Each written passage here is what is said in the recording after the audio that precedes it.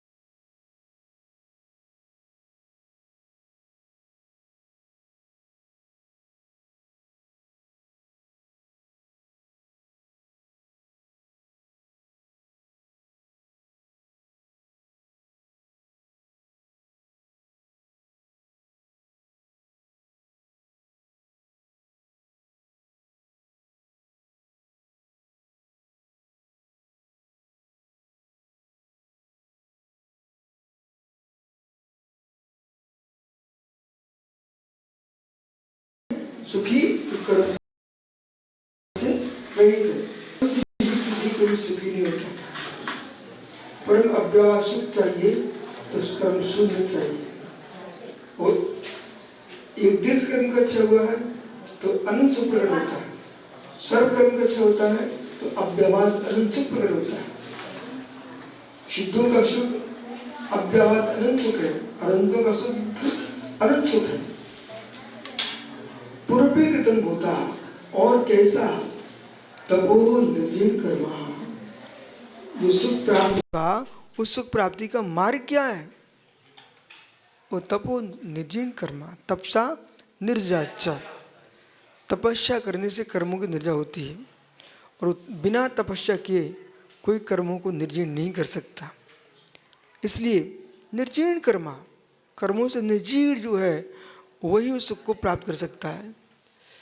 तपसा यथाख्यात चारित्र लक्षण ना, यथाख्यात चारित्र लक्षण जिसका, ऐसा तप जो चारित्र है वो तप से युक्त है। तप वही है जो चारित्र से युक्त है। चारित्र युक्त का जो तप है वह कर्म को पूर्ण निर्जीर्ण करने में समर्थ नहीं है। कुछ अंतर समझ आ रहा है मैं क्या बोल रहा हूँ? चारित्र से रिक्त तपस्या जिसकी है वो कर्म निर्जीर्ण करके मोक्ष नहीं जा सकता। जो चारित्र से युक्त तप है वही कर्म की निर्जा कर सकता है। तप तो अवृत्ति भी कर लेता है, तप पाखंडी भी कर लेते हैं, वे भी अनशनादि कर लेते हैं, उपवास कर लेते हैं, कई दिन तक भोजन छोड़ देते हैं। कई लोग किए बैठे तपस्या। तो चारित्र जब बुद्धिपूर्वक 5 पापों का परित्याग है, बुद्धिपूर्वक व्रत समति गुप्ति का पालन कर रहे हैं, वो अंतरंग तपों को तप रहे हैं, वो चारित्र है। सामायिक क्षिदोपसापना पर्यावृत्ति सूक्ष्म ख्यात, ये तप है, ये चारित्र है। ये चारित्र से युक्त जो तप है अनशनादि, वो तुमको मोक्ष भेजेगा। इसलिए अभी आपके प्रश्न का समाधान इसी के अंतर है, विकल्प मत करो। जहाँ मोक्ष मार्ग 4 प्रकार का कहा है वहाँ तप को अलग से ग्रहण किया है। जहाँ सम्यक दर्शन ज्ञान 4 के मोक्ष मार्ग का कहा है वहाँ चारित्र में तप को ग्रहण कर लिया है। ठीक है, परंतु तप और चारित्र में भेद भी है, अंतर है। तप किया जाता है, चारित्र धारण किया जाता है। बोलिए, चेहरा क्यों बना रहे? बोलो। नहीं आ रहा तो मत आने दो। चारित्र तप एक ही है।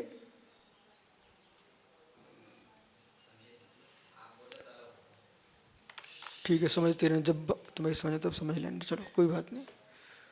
अश्रद्धान खड़ा करा देते हैं। तो चारित्र और तप कथनचित एक है, लेकिन चार तप में भेद है, चारों तप में भेद है। चारित्र पूर्वक तप, तप पूर्वक चारित्र। अब सुनिए ध्यान से, जब आप दीक्षा लेते हो तो चारित्र धारण करते हो, तब तुमको दिया जाता है। याद करो, कोई व्रत दिया गया था ना, वो तप दिया गया था, द्वादश तप, वो तप है। पुनः आगे चलते हैं। चारित्र तुम्हारा मूल गुण है, सारसज्जी, तप उत्तर गुण है। 28 मूल गुण है, उनमें चारित्र है, लेकिन तप 28 मूल गुण में नहीं है। बोलो अब है तो दोनों एक हैं क्या?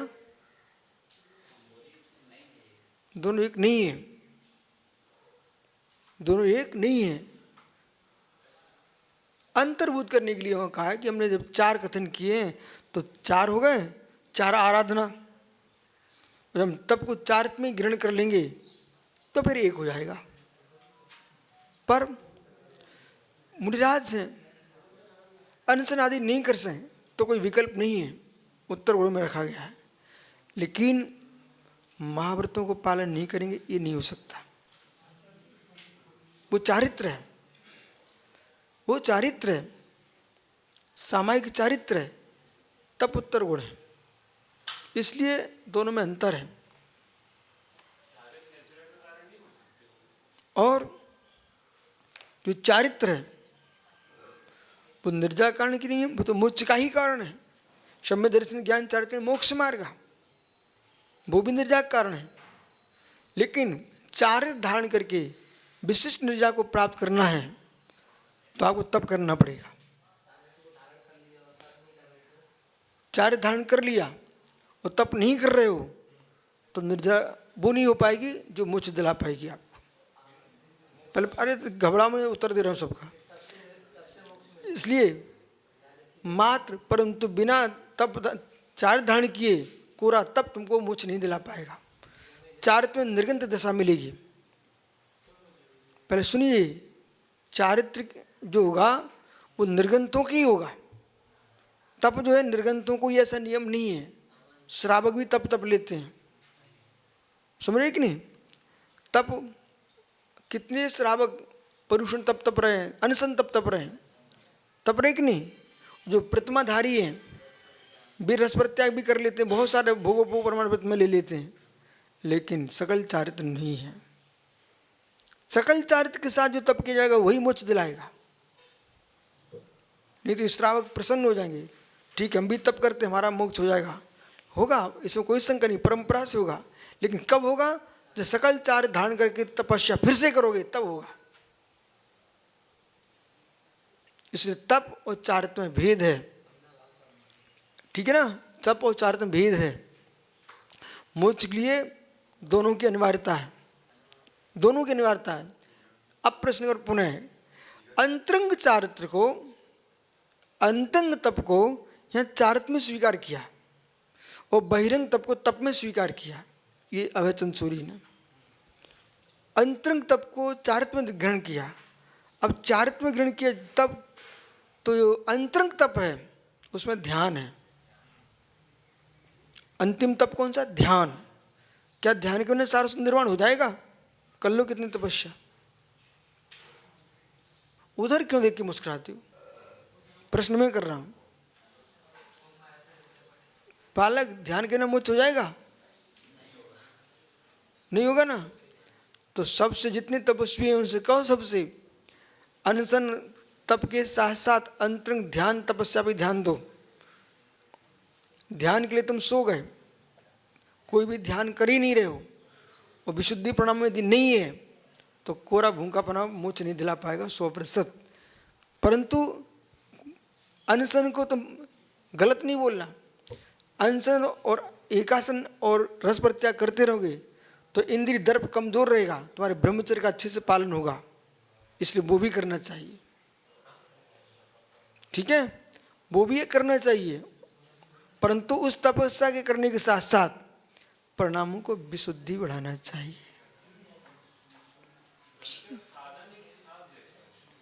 साध्य किसके लिए? साध्य बोला, साध्य, ठीक है। साधन मात बोल देंगे तुम उसको हंसी में उड़ा दोगे। साध्य ब्रह्म नहीं आत्मा, उसमें चरण रमण करना, उसका नाम ब्रह्मचर्य है। ये तुम्हारा साध्य है। जो स्त्री पुरुष के सुख का त्याग रूप ब्रह्मचर्य है, वो ब्रह्म रमण का ब्रह्मचर्य के साध्य का साधन है। जो ब्रह्म रमण है वह मोक्ष जाने के लिए साधन है, लेकिन वर्तमान में तुम्हारा साध्य है। यही कारण कार्य व्यवस्था है, यही कारण समय सार और कार्य समय सार है। असंयम में जीने वाला व्यक्ति विशुद्धि नहीं बना पाएगा। ये अंदर के विषय हैं। बाहर की जो आँखों से और मस्तिष्क से जो बातें करते ना, वे कुछ नहीं कर पाएंगे। अंतरंग में जाओगे तब पता चलेगा कि छोटा सा, आप जरा हमसे जोर से बोल के देखो और फिर समय करने बैठ जाना। कर लो कैसे समय करते हो, बोलो बालक। नहीं, मैं अपने से कह रहा हूँ। क्यों पूछूं? तो समझ रहे ना, आपसे पूछ रहा हूँ। आप जो ना किसी जीव से कोई अशुभ करके देख लो, फिर तुम विशुद्धि बनाओ, नहीं बन सकती, ठीक है। इस पेंसिल की इच्छा कर लो बेटा, वो तुम्हें नहीं मिल पाए, फिर बनाओ, विशुद्धि कहाँ से बना रहे हो? तो जिस व्यक्ति को अपनी विशुद्धि की रक्षा की दृष्टि है, बालक, वो जगत से अपने आप को दूरी बना के रखता है और अपने स्वयं के परिणामों से दूरी बनाता है। ये हम आपको गूढ़ रहस्य बता रहा हूँ। ये कोई कुछ समझ में नहीं आता इसलिए हंसने लगते हैं। स्वयं के परिणामों से दूरी बनाना पड़ेगी यदि आप शुद्ध उपयोगी मुनि बनना चाहते हो तो। और जो अपने परिणामों को ही अपना मित्र बनाए बैठे हैं, सभी परिणाम मित्र नहीं होते आपके। हे उपादेयभूत जीव होता है, हे उपादेयभूत जीव होता है।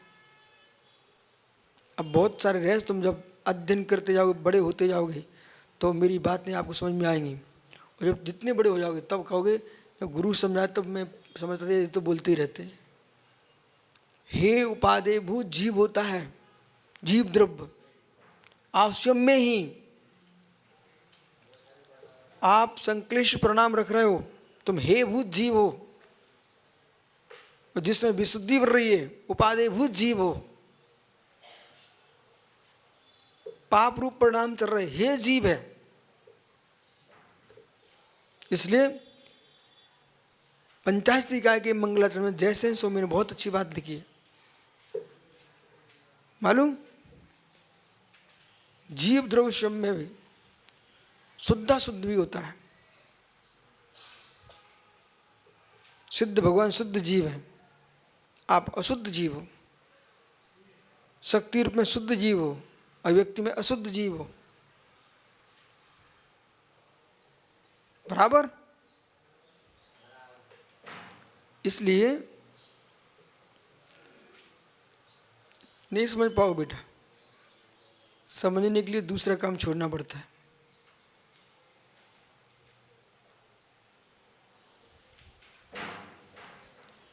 अपने ही उन परिणामों को आप पृथक मानिए, पृथक कीजिए जो तुमको दुख दे रहे हैं।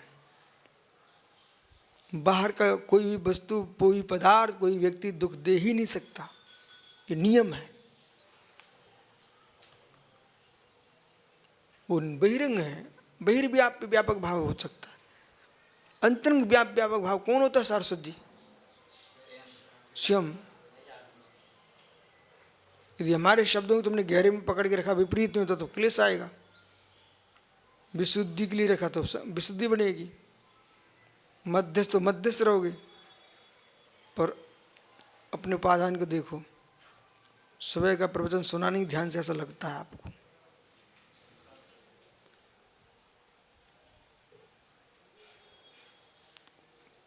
क्योंकि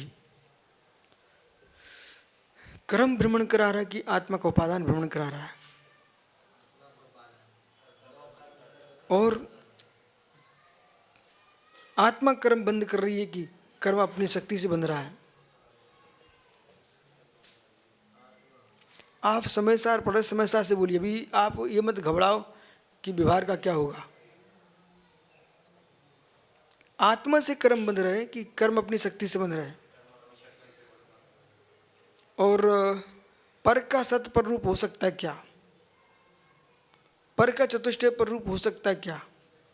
तो कर्म का चतुष्टय भिन्न है, आत्मा का चतुष्टय भिन्न है। अपने उपादान से भटक रही आत्मा, अपने उपादान से बंध रहे कर्म, जीव है त्रिकालिक निजस्वरूप भगवान आत्मा।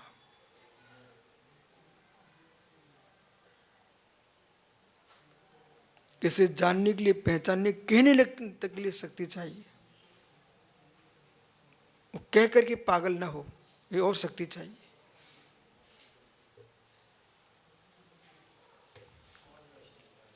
इसलिए चारित्र भिन्न तप भिन्न स्यात् कथंचित एक है।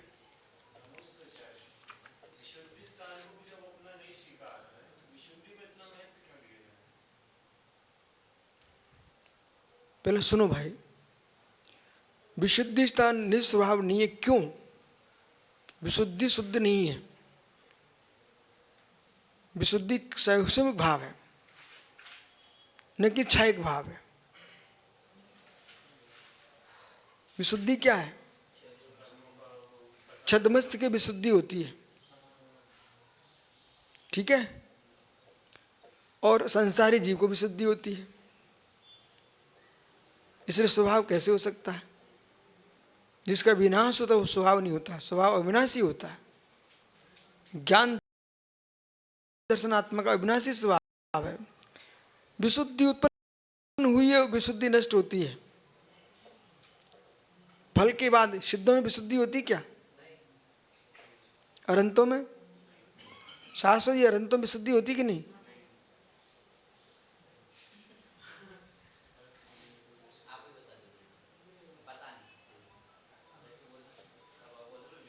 नहीं तो जो पता है ये क्यों बोल रहे, ऐसे ही बोलना पड़ता है। ये शब्द क्यों जोड़ दिया? सौम्य सागर जी परमात्म प्रकाश के वो कर रहे हैं। बोलिए, अरंतों में विशुद्धि होती कि नहीं?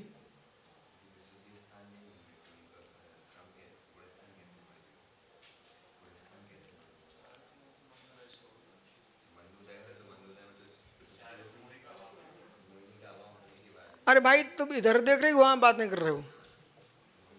सिद्धों में विशुद्धि होती कि नहीं?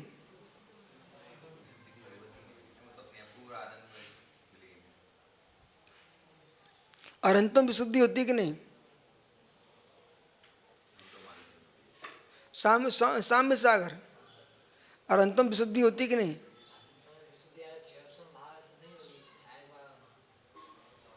संजन सागर जी, अब आप ही बचे हो। अरंतों में विशुद्धि होती कि नहीं?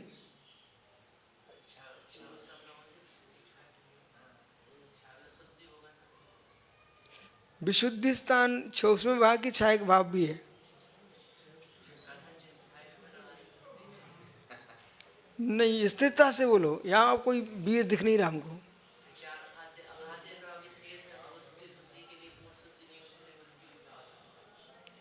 पूर्ण शुद्ध नहीं है इसलिए विशुद्धि है, परंतु सिद्धों में कोई विशुद्धि नहीं है। विशुद्धि का फल पा चुके हैं, ठीक है? तो विशुद्ध कौन होता है? जो शुद्ध नहीं होता वो विशुद्ध होता है। विशुद्ध कौन होता है? जो शुद्ध नहीं है तो वो विशुद्ध होता है। विशुद्ध होकर के शुद्ध होता है, ठीक है? जो सूक्ष्म सम्यक दृष्टि है उस सूक्ष्म सम्यक के साथ विशुद्धि बनेगी। छायक सम्यक दृष्टि है, छायक के साथ विशुद्धि बनेगी। और सूक्ष्म ज्ञानी है, सूक्ष्म ज्ञान के साथ विशुद्धि बनेगी। छायक ज्ञानी है, उनकी अलग अपनी विशुद्धि बनेगी।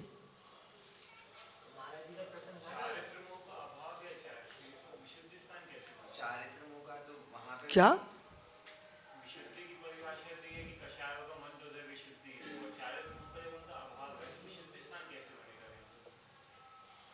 अभी चार तमों का अभाव नहीं हुआ। पहले सुनो ध्यान से, सुनो। 14वें गुणस्थान में हुआ चार तमों का अभाव। बोलिए महात्मा जी, बोलो।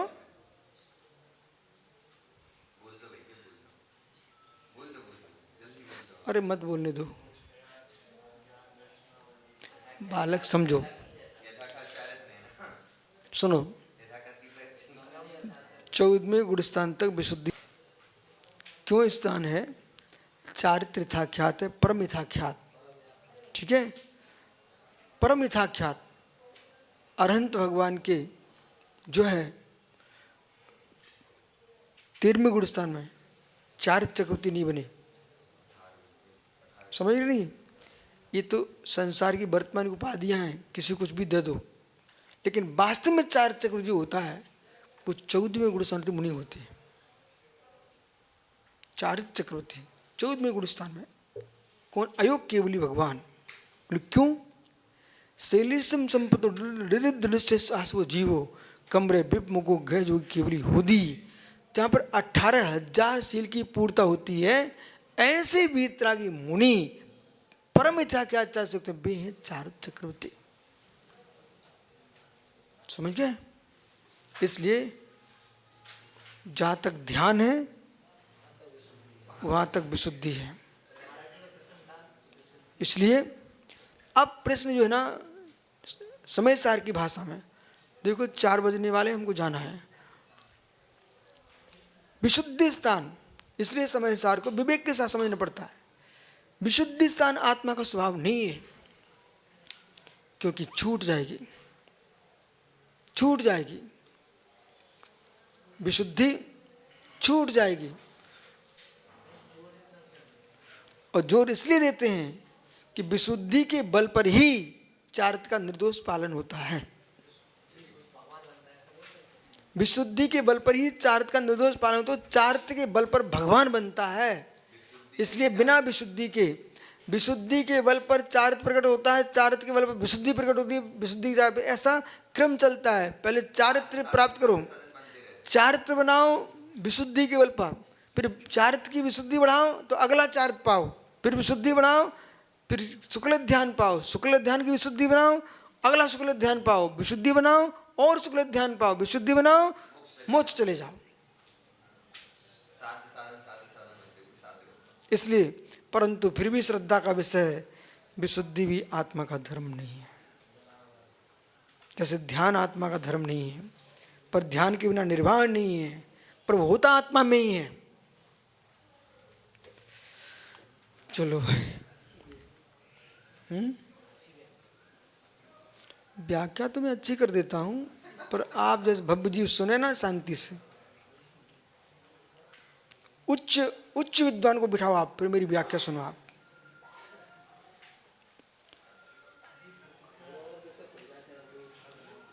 अब ये क्या ना सारसु जी, इनको हम उच्च विद्वान बनाना चाहते हैं, वो बिट्टुन्ना ने सीख गया आजकल, तो वो अच्छा है, अच्छी बात नहीं है।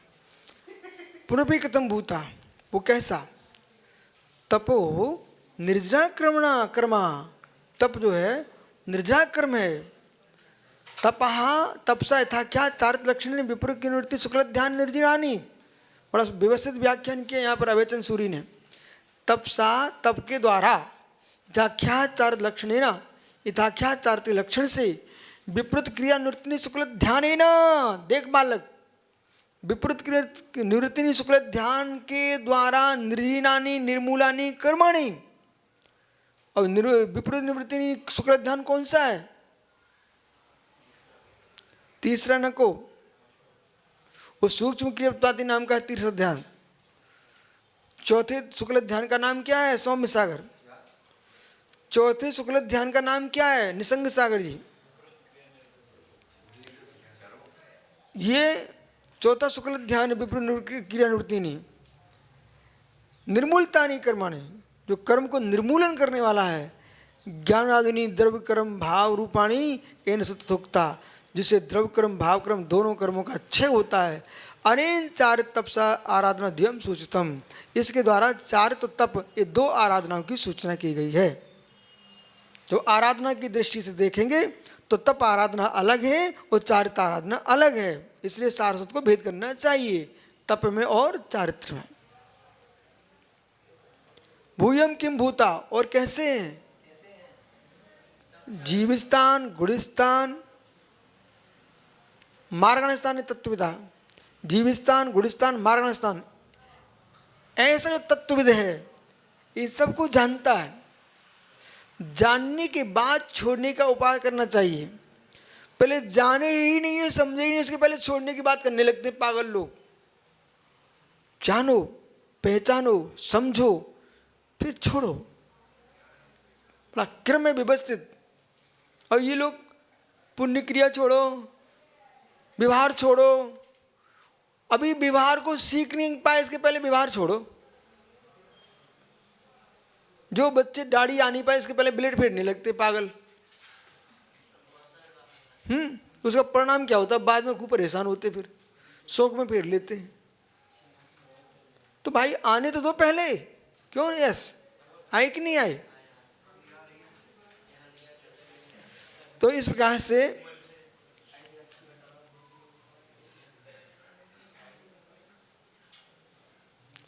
वस्तु को जान करके त्याग करोगे ना, जान करके, तो तुम अच्छे त्यागी बनोगे। पर इस शब्द को सुनकर तुम गड़बड़ भी कर सकते हो।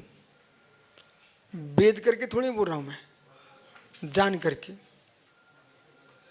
ज्ञान दो प्रकार का है, एक जानन क्रिया से ज्ञान, एक लिप्त होकर के ज्ञान। बोलो महात्मा जी। जीवस्थानी समासाह तत्वतः, तो जीवस्थान समासाह स्थान अन्य अवगह अन्योनवगाह कुल भेदा परस्पर अवगाह कुल भेद से जीवस्थानानि गुणस्थानानि, जीवस्थान गुणस्थान, मिथ्यादि प्रणम स्थानानि पदानि गुणस्थानानि। मिथ्यादि आदि प्रणमान और स्थान और पदानि गुणस्थानानि। गुणस्थान गुणसन्ना मोजोग भगवा, मोह योग की प्रणति का नाम गुणस्थान है। एक लाल एक हल्का लाल क्यों है? जीवस्थानानि समासा समास्थानी स्थाने अवगान कुल भेदानी गुणस्थान मिथ्या प्रणामान स्थानी पदानी गुणस्थानी। इस प्रकार गुणस्थान समझना। और मार्गण स्थानी गत्यादि नाम, जिसमें गति आदि का गवेषण किया वो मार्गण स्थान है। ठीक है। पदानी मार्गण स्थानी जीवस्थानी च गुणस्थानी च मार्गण स्थानी च। देखो बालक, समय सार ये कहेगा ये सब परवस्तुएं हैं, ठीक है ना, पर परवस्तु कह करके अध्ययन नहीं करना, ये पागलपन है, समझना। जब तक आप जानोगे नहीं हिताहित प्राप्ति प्रयास समर्थन प्रमाणम तत्व ज्ञान में तत्, आपको समझना पड़ेगा। और गुणस्थान से ही आगे ऊपर बढ़ोगे, निषेध करने से नहीं बढ़ोगे, उनमें जाओगे तब बढ़ पाओगे। जो निषेध चल रहा है वो समझने के लिए चल रहा है, लेकिन क्रम गुणस्थान क्रम ही रहेगा। इसलिए यदि आपने समयसार का अध्ययन करके गुणस्थान को हे कर दिया सर्वथा, तो आपने सिद्धांत शास्त्र का नाश कर दिया। दक्षिण भारत में जाओ आप, वहाँ देव साहब गुरु जय बोलेंगे ना, तो साथ में सिद्धांत शास्त्र की जय बोलते हैं। और बोलना ही चाहिए, हर समय बोलना चाहिए, सिद्धांत शास्त्र की जय बोलना चाहिए। ठीक है। सिद्धांत ही शासन है, शासन ही सिद्धांत है।